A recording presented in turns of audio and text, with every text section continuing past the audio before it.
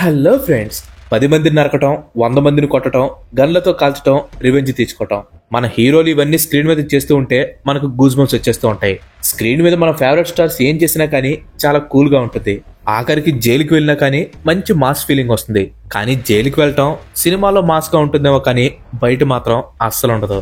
సినిమాలో ఎంత పెద్ద హీరో అయినా కానీ నిజ జీవితంలో జైలుకి వెళ్ళటానికి ఏ యాక్టర్ కూడా ఇష్టపడ్డావు. కానీ ఏం చేస్తాం చెప్పండి, కొన్ని అనుకోని కారణాల వలన ఇండియాలో పెద్ద పెద్ద యాక్టర్స్ జైలుకి వెళ్లాల్సి వచ్చింది. సో ఈ రోజు వీడియోలో ఇండియన్ సినిమా ఇండస్ట్రీలో పెద్ద పెద్ద యాక్టర్స్ గా పేరు తెచ్చుకుని కొన్ని అనుకోని కారణాల వల్ల జైలుకి వెళ్లిన వారి గురించి ఈ రోజు వీడియోలో మనం తెలుసుకుందాం. Let's get into the show. Sanjay Dutt acting career తో పాటు ప్యారలల్ గా కాంట్రవర్సీస్ మెయింటైన్ చేసిన బిగ్గెస్ట్ ఇండియన్ స్టార్స్ లో సంజయ్ దత్ కూడా ఒకడు. అయితే మిగతా స్టార్స్ లాగా సంజయ్ దత్ కేవలం కాంట్రవర్సీస్ తో అయితే ఆగిపోలేదు. ఈ కాంట్రవర్సీస్ వలన తను జైలుకు కూడా వెళ్లాల్సి వచ్చింది, అండ్ అది కూడా multiple times. Sanjay Dutt jail జీవితం 1993 బాంబే వరుస పేలుడప్పుడు స్టార్ట్ అయింది. ఈ వరుస పేలుడులో అప్పటి బాలీవుడ్ వాళ్ళు చాలా మంది ఇన్వాల్వ్ అయి ఉన్నట్టు కొన్ని న్యూస్లు కూడా బయటకు వచ్చాయి. వాళ్ళలో సంజయ్ దత్ కూడా ఒకడు. సంజయ్ దత్ అబూ సలీం అనే తీవ్రవాది దగ్గర నుంచి వెపన్స్ డెలివరీ తీసుకున్నట్టు కొన్ని ఆరోపణలు వచ్చాయి. అయితే సంజయ్ దత్ మాత్రం తను మల్టిపుల్ వెపన్స్ డెలివరీ తీసుకోలేదని, తన ఫ్యామిలీని ప్రొటెక్ట్ చేసుకోవడం కోసం ఒక Type 56 AK-47 మాత్రమే తీసుకున్నానని చెప్పి తను నేరాన్ని అంగీకరించాడు. దాంతో ఏప్రిల్ 19, 1993 మొట్టమొదటిసారిగా సంజయ్ దత్ ని TADA యాక్ట్ కింద అరెస్ట్ చేశారు. ఆ తర్వాత సంజయ్ దత్ బెయిల్ మీద రావటం, మళ్ళీ అరెస్ట్ అవటం, ఇలా మల్టిపుల్ టైమ్స్ జరిగింది. ఫైనల్ గా 2007 జూలై 31 సంజయ్ దత్ కి ముంబై బ్లాస్ట్ తో ఎలాంటి సంబంధం లేదని చెప్పి కోర్టు తీర్పిచ్చింది. కానీ TADA కోర్టు మాత్రం సంజయ్ దత్ కి 6 సంవత్సరాల జైలు శిక్షను విధించింది. 2013లో సుప్రీంకోర్టు ఈ శిక్షని 5 ఏళ్లకు కుదించింది. సల్మాన్ ఖాన్ బాలీవుడ్ బ్యాడ్ బాయ్ గా పిలువబడే సల్మాన్ ఖాన్ కూడా కాంట్రవర్సీస్ తో ఎప్పుడు గేమ్స్ ఆడుతూ ఉంటాడు. గేమ్స్ ఆడితే పర్లేదు, కానీ మనోడు ఈ గేమ్స్ ని కంట్రోల్ తప్పాడాడు. 2002 సెప్టెంబర్ 8 ముంబైలో నైట్ టైం కార్ నడుపుతూ సల్మాన్ ఖాన్ ఒక బేకరీలోకి కార్ ని తీసుకుని వెళ్ళాడు. బేకరీలోకి కార్ ని డ్రైవ్ చేసే ముందు అక్కడ ఫుట్పాత్ మీద పడుకున్న వాళ్ళ మీదకి తన కార్ ఎక్కించాడు. ఇలా కార్ ఎక్కించడంతో వాళ్ళలో ఒక అతను చనిపోయాడు, అండ్ 3 తీవ్రంగా గాయాలయ్యాయి. సో ఇలా సల్మాన్ ఖాన్ తాగి కారు నడిపి ఒకరి చావుకి కారణవడంతో అతని పైన కల్పబుల్ హోమిసైడ్ చార్జెస్ కింద పోలీసులు అరెస్ట్ చేశారు. కానీ సల్మాన్ ఖాన్ బెయిల్ మీద రిలీజ్ అవడం జరిగింది. ఈ కేసు దాదాపుగా 14 సంవత్సరాల పాటు నడిచింది. సల్మాన్ ఖాన్ తన ఇన్ఫ్లుయెన్స్ తో ఈ హిట్ అండ్ రన్ కేసు నుంచి పెద్దగా శిక్ష అనుభవించకుండా బయటపడ్డాడు. అండ్ సల్మాన్ ఖాన్ అరెస్ట్ అవటం ఇది ఒకసారి కాదు. ఆల్రెడీ 1998లో హమ్ సాత్ సాథ్ హై మూవీ షూటింగ్ లో జింకని చంపినందుకు గాను సల్మాన్ ఖాన్ ని జైల్లో వేశారు. ఈ కేసు విషయంలో 2007లో అరెస్ట్ అయిన సల్మాన్ ఖాన్ వారం రోజుల పాటు జోధ్పూర్ జైల్లో ఉన్నాడు. ఆ తర్వాత మళ్ళీ బెయిల్ మీద రిలీజ్ అయ్యాడు. మళ్ళీ ఇదే కేసులో 2018 ఏప్రిల్లో అరెస్ట్ అయ్యి మళ్ళీ బెయిల్ మీద రిలీజ్ అయ్యాడు. ప్రస్తుతానికైతే ఈ కేసు ఇంకా నడుస్తుంది. జైలు సంగతి ఏమో తెలియదు, కానీ ఈ జింకని చంపినందుకు బిష్నాయ్ గ్యాంగ్ కి చెందిన 2 సల్మాన్ ఖాన్ మీద కాల్పులు కూడా జరిపారు. బట్ ఈ కాల్పుల్లో సల్మాన్ ఖాన్ కి అయితే ఏం కాలేదు. నెక్స్ట్ ఫర్దీన్ ఖాన్. మనోడు మీకు పెద్దగా పరిచయం ఉండకపోవచ్చు, కానీ Bollywood famous actor and producer అయిన ఫిరోజ్ ఖాన్ గురించి మీరు వినే ఉంటారు. అతను కొడుకే ఈ ఫర్దీన్ ఖాన్. ఫిరోజ్ ఖాన్ ఇన్ఫ్లుయెన్స్ తో సినిమాలోకి ఎంట్రీ ఇచ్చి కెరీర్ ని బాగానే స్టార్ట్ చేశాడు. కానీ 2001లో 10 గ్రాములు కోకెన్ కొంటూ పోలీసులకు అడ్డంగా దొరికిపోయాడు. దీంతో పోలీసులు తనను అరెస్ట్ చేయడం జరిగింది. బట్ డబ్బుంటే తెలిసిందే కదా, వెంటనే బెయిల్ మీద బయటకు వచ్చేస్తారు.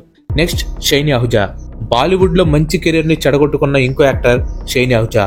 2009లో అహుజా 19 సంవత్సరాల తన పని మనిషిని రేప్ చేయడమే కాకుండా నిజం బయట పెట్టకూడదని చెప్పి బెదిరించడం కూడా చేశాడు. బట్ ఈ విషయం తెలుసుకున్న పోలీసులు అహుజాని అరెస్ట్ చేసి కోర్టులో ప్రొడ్యూస్ చేశారు. సెక్షన్ 376, సెక్షన్ 506 కింద అహుజాకి కోర్టు 7 సంవత్సరాల జైలు శిక్షను విధించింది. దర్శన్ కి 2003లో తన రిలేటివ్ అయిన విజయలక్ష్మితో పెళ్లైంది. వీళ్ళిద్దరికి ఒక బాబు కూడా పుట్టాడు. వీళ్ళు కొన్నేళ్ల పాటు బానే ఉన్నారు. కానీ 2011లో విజయలక్ష్మి తన భర్త దర్శన్ డొమెస్టిక్ వైలెన్స్ కి పాల్పడ్డాడని చెప్పి పోలీసులకు కంప్లైంట్ ఇచ్చింది. పోలీసులు దర్శన్ మీద అటెంప్ట్ టు మర్డర్ కేసుని ఫైల్ చేసి 14 రోజుల పాటు జ్యుడిషియల్ కస్టడీలో పెట్టారు. ఈ కేసుని దర్శన్ ఇంకా అతని వైఫ్ కోర్టు బయట సెటిల్ చేసుకున్నారు. ఆ తర్వాత 2016లో అబ్జెక్షనబుల్ బిహేవియర్ అని చెప్పి మళ్లీ విజయలక్ష్మి దర్శన్ మీద పోలీసులకి కంప్లైంట్ ఇచ్చింది. ఈ కేసును కూడా వాళ్ళు కోర్టు బయట సెటిల్ చేసుకున్నారు. డివోర్స్ తీసుకోపోయినా కానీ 2017 నుంచి దర్శన్ ఇంకా అతని వైఫ్ ఇద్దరు దూరంగా ఉండటం మొదలు పెట్టారు. అసలు వీళ్ళిద్దరు రిలేషన్షిప్ ఇలా మొక్కలవడానికి కారణం పవిత్ర గౌడ అని చెప్పి చాలా మంది ఒపీనియన్. పవిత్ర గౌడ అనే ఈమె ఫ్యాషన్ డిజైనర్, ఆర్టిస్ట్, అలాగే బొటిక్ మేనేజర్. పవిత్రకి సంజయ్ సింగ్ అనే అతనితో పెళ్లైంది. వాళ్ళకు ఒక కూతురు కూడా పుట్టింది. కొన్నేళ్ల పాటు కాపురం చేసిన తర్వాత పవిత్ర సంజయ్ సింగ్ తో విడిపోయి కూతురితో కలిసి ఉంటుంది. దర్శన్ తన కొత్త సినిమా కోసం ఒక కొత్త హీరోయిన్ ని వెతకడం స్టార్ట్ చేశాడు. ఈ టైంలోనే అతనికి పవిత్ర పరిచయం అయింది. ఆ సినిమాలో హీరోయిన్ రోల్ అయితే పవిత్రకి రాలేదు, కానీ దర్శన్కి మాత్రం పవిత్ర బాగా దగ్గరైంది. చాలా ఏళ్ల పాటు పబ్లిక్ కి తెలియకుండా వీళ్ళు సీక్రెట్ గా సహజీవనం చేస్తూ వచ్చారు. కానీ 2023లో పవిత్ర తన సోషల్ మీడియా అకౌంట్ లో ఒక వీడియోని అప్లోడ్ చేసింది. ఈ వీడియోలో దర్శన్ పవిత్ర కలిసి పవిత్ర కూతురు బర్త్డేని సెలబ్రేట్ చేస్తున్నారు. 2015 నుంచి వీళ్ళిద్దరి మధ్య అఫైర్ నడుస్తుందన్న రూమర్స్ ఈ ఒక్క వీడియోతో క్లియర్ అయిపోయాయి. ఇక అప్పటి నుంచి పవిత్ర గౌడకి దర్శన్ మొదటి భార్య అయిన విజయలక్ష్మికి సోషల్ మీడియాలో వార్ నడుస్తూ వచ్చింది. విజయలక్ష్మి డైరెక్ట్ గా పవిత్ర గౌడ పెట్టిన ఫొటోస్ మీద తిడుతూ కామెంట్స్ పెట్టింది.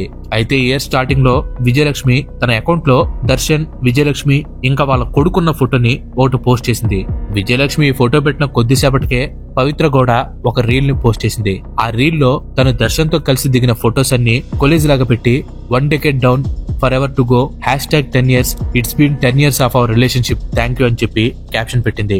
ఇలా క్యాప్షన్ పెట్టడమే కాకుండా ఆ రీల్ కి దర్శన్ ని కూడా ట్యాగ్ చేసింది. పవిత్ర పెట్టిన ఈ పోస్ట్ కి విజయలక్ష్మి బాగా సీరియస్ గా రెస్పాండ్ అయితే పవిత్ర తన ఎక్స్ హస్బెండ్ ఇంకా కూతురున్న ఫోటోని పోస్ట్ చేసి పవిత్ర క్యారెక్టర్ ని తిడుతూ పెద్ద క్యాప్షన్ రాసింది. ఇలా పవిత్రకి విజయలక్ష్మి మధ్యలో సోషల్ మీడియాలో వార్ అనేది బాగా పీక్స్ లోకి వెళ్ళిపోయింది. వీళ్ళిద్దరి సోషల్ మీడియా వార్ లో దర్శన్ లాయల్ ఫ్యాన్స్ కూడా ఎంటర్ అయ్యారు. కొంతమంది ఫ్యాన్స్ వాళ్ళ పర్సనల్ లైఫ్ వాళ్ళ ఇష్టం అని చెప్పి వదిలేస్తే, ఇంకొంతమంది ఫ్యాన్స్ మాత్రం విజయలక్ష్మికి సపోర్ట్ గా పవిత్ర గౌడ మీద అటాక్ దిగడం స్టార్ట్ చేశారు. తమ అభిమాన హీరో లైఫ్ లో ప్రాబ్లమ్స్ కి కారణం పవిత్ర గౌడ అని అంటూ ఆమె సోషల్ మీడియా అకౌంట్స్ లో ఆమెను ఇష్టం వచ్చినట్లు తిట్టడం స్టార్ట్ చేశారు. అలా దర్శన్ మీద అభిమానంతో పవిత్ర గౌడ మీద సోషల్ మీడియాలో అటాక్ కి దిగిన డైహార్ట్ ఫ్యాన్స్ లో రేణుకా స్వామి అనే వ్యక్తి కూడా ఒకడు. 33 ఏళ్ల రేణుకా స్వామి కర్ణాటకలోని చిత్రదుర్గలో ఉంటాడు. ఇతను దర్శన్ కి డైహార్ట్ ఫ్యాన్. దర్శన్ ని ఒక దేవుడిలాగా భావిస్తూ ఉంటాడు. సో తన దేవుడి లైఫ్ నాశనం అవడానికి కారణం పవిత్ర గౌడ అని చెప్పి తను బలంగా నమ్మి పవిత్ర గౌడ పెట్టే ప్రతి పోస్ట్ కింద ఆమెను తిడుతూ కామెంట్స్ పెట్టేవాడు.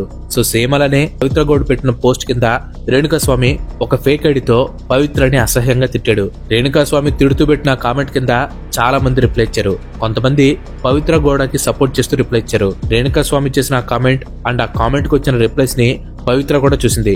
చూడటమే కాకుండా తనకి సపోర్ట్ చేసిన వాళ్ళకి థ్యాంక్స్ కూడా చెప్పింది. Time will answer, just wait and watch అని చెప్పి రేణుకా స్వామి చేసిన కామెంట్ కింద ఆమె రిప్లై పెట్టింది. అలాగే రేణుకా స్వామి తిడుతూ చేసిన కామెంట్ ని దర్శన్ కూడా చూపించింది. వాడిని ఏదో ఒకటి చేయాలని చెప్పి దర్శన్ దగ్గర బాగా బాధపడింది. పోలీసుల ఇన్వెస్టిగేషన్ లో తెలిసింది ఏంటంటే, దర్శన్ ఇచ్చిన ఆర్డర్ ప్రకారమే దర్శన్ కింద పనిచేసే వాళ్ళలో పవన్ అనే ఒక వ్యక్తి పవిత్ర గౌడ పేరుతో ఫేక్ అకౌంట్ ని క్రియేట్ చేసి రేణుకా స్వామి కామెంట్ చేసిన ఫేక్ అకౌంట్ తో చాట్ చేయడం మొదలు పెట్టాడు. రేణుకా స్వామి అది నిజంగానే పవిత్ర గౌడ్ అకౌంట్ అని చెప్పి అతని పేరు, అతను ఉండే ప్లేస్ చెప్పేశాడు. రేణుకా స్వామి డీటెయిల్స్ తెలియడంతో దర్శన్ తన ఫ్యాన్ క్లబ్ ప్రెసిడెంట్ అయిన రాఘవేంద్రని పిలిచి రేణుకా స్వామిని కిడ్నాప్ చేయాలని చెప్పి ఆర్డర్ వేశాడు. రాఘవేంద్ర ఒక బ్యాచ్ ని తీసుకుని రేణుకా స్వామిని ట్రాక్ చేశాడు.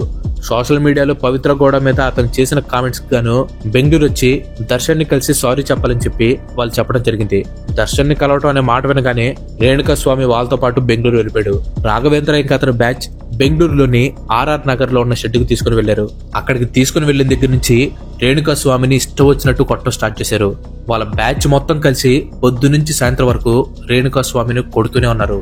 ఆ ఏరియాలో ఉన్న సీసీటీవీ ఫుటేజెస్ ప్రకారం నైట్ టైంలో దర్శన్ ఆ షెడ్కి వెళ్ళాడు. తన అభిమాని తప్పు చేశాడు, 2 దెబ్బలు కొట్టి వదిలేకుండా దర్శన్ కూడా స్వామిని ఇష్టం వచ్చినట్టు కొట్ట స్టార్ట్ చేశాడు. ఆ విషయంతో దర్శన్ ఇంకా అతని బ్యాచ్ కొట్టిన దెబ్బలకి రేణుకా స్వామి ప్రాణాలు కోల్పోయాడు. ఇంకా దారుణమైన విషయం ఏంటంటే, రేణుకా స్వామిని కొడుతున్న టైంలో పవిత్ర గౌడ కూడా ఉందంట. ఆమె కూడా తన చెప్పుతో స్వామిని కొట్టిందంట.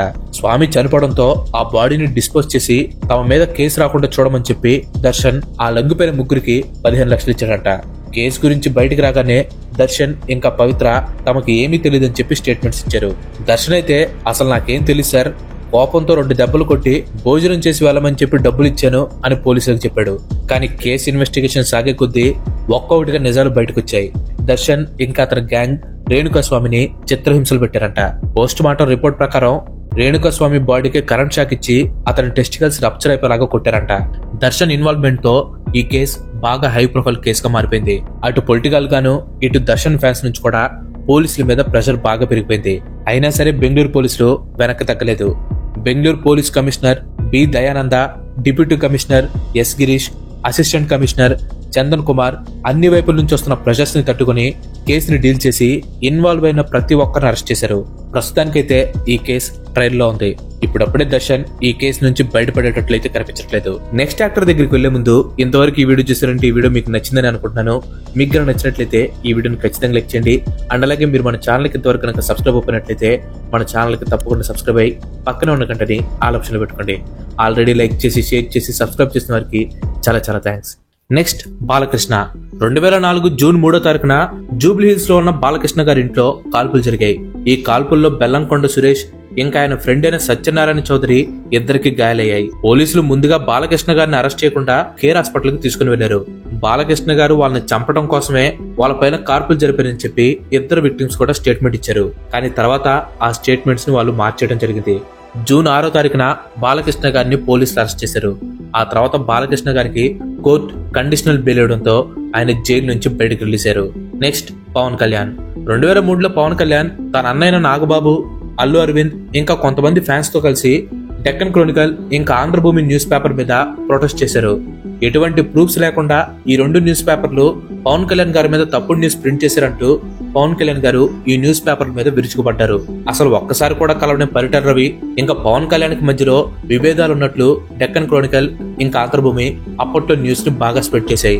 ఎటువంటి ప్రూఫ్స్ లేకుండా చిరంజీవి గారి ఫ్యామిలీ గురించి పవన్ కళ్యాణ్ గారి గురించి ఫేక్ న్యూస్ ని స్ప్రెడ్ చేసిన ఆంధ్రభూమి న్యూస్ పేపర్ నుంచి అపాలజీ కోరుతూ పవన్ కళ్యాణ్ గారు ప్రొటెస్ట్ కి దిగారు. ప్రొటెస్ట్ చేస్తున్న టైంలో పవన్ కళ్యాణ్ గారిని, నాగబాబు గారిని, అల్లు అరవింద్ గారిని అలాగే కొంతమంది ఫ్యాన్స్ ని గోపాలపురం పోలీసులు అరెస్ట్ చేశారు. ఆ తర్వాత బెయిల్ మీద వాళ్ళని విడుదల చేయడం జరిగింది. సో వీళ్ళు గైస్ జైలు పాలైన కొంతమంది ఫేమస్ యాక్టర్స్. వీళ్ళు కాకుండా ఇంకెవరైనా మీకు తెలిస్తే మాత్రం వాళ్ళ పేర్లను కింద కామెంట్ చేయండి. ఖచ్చితంగా వాళ్ళపైన పార్ట్ 2 చేద్దాం. Thanks for watching. ఈ వీడియో కనుక మీకు నచ్చినట్లయితే లైక్ చేయండి, షేర్ చేయండి. అండ్ అలాగే మన నెక్స్ట్ ఎపిసోడ్ మిస్ కావాలనుకుంటే మన ఛానల్కి తప్పకుండా సబ్స్క్రైబ్ అవ్వండి. ఇంకో మంచి ఎపిసోడ్ లో మళ్ళీ కలుద్దాం. Till then bye bye. Have a nice day.